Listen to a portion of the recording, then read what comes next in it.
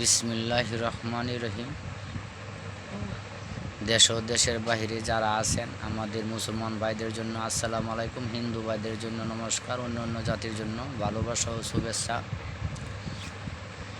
আমার চেয়ে ছোট তান্ত্রিক এই পৃথিবীতে নাই। আমি একটা ছোট তান্ত্রিক। আমি আপনাদের উসিল্লাই আল্লাহর রহমতে মা বাবার দোয়ায় আমার উস্তাদ গুরু সজল চন্দ্র দাস, আমার উস্তাদ গুরু বকুল, তাদের দোয়ায়, তাদের উসিল্লায়, তাদের শিক্ষা গুণে আমি দেশ বিদেশ চলি।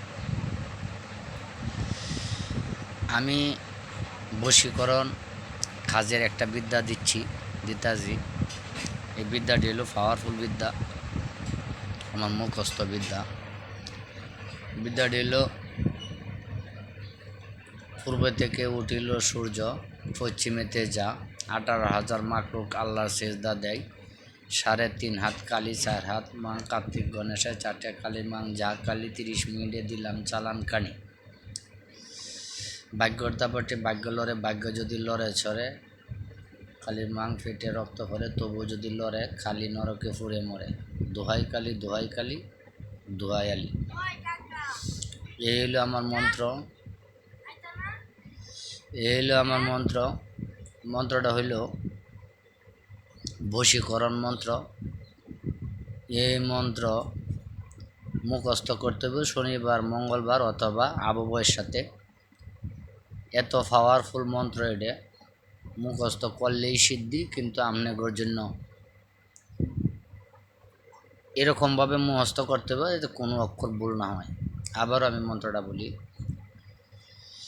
পূর্বে থেকে উঠিল সূর্য, পশ্চিমেতে যা, 18,000 মাকলুক আল্লাহ সেজদা দেয়। 3.5 হাত কালি, 4 হাত মাং, কার্তিক গণেশে 4টে কালির মাং, যা কালি 30 মিনিটে দিলাম চালান কানি।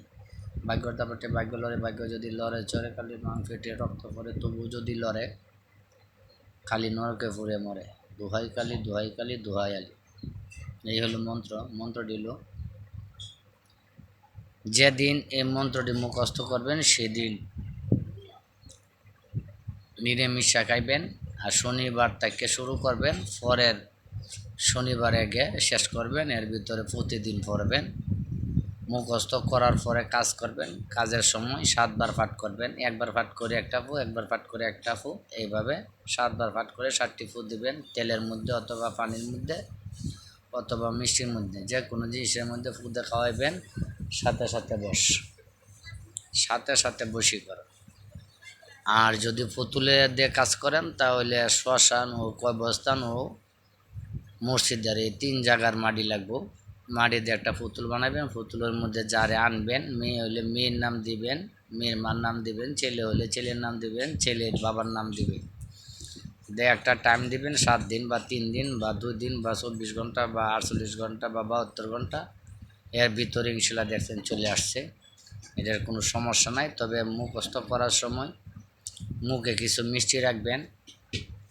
মিষ্টি মুখে দিয়ে পরে আস্তে আস্তে মুখস্থ করবেন।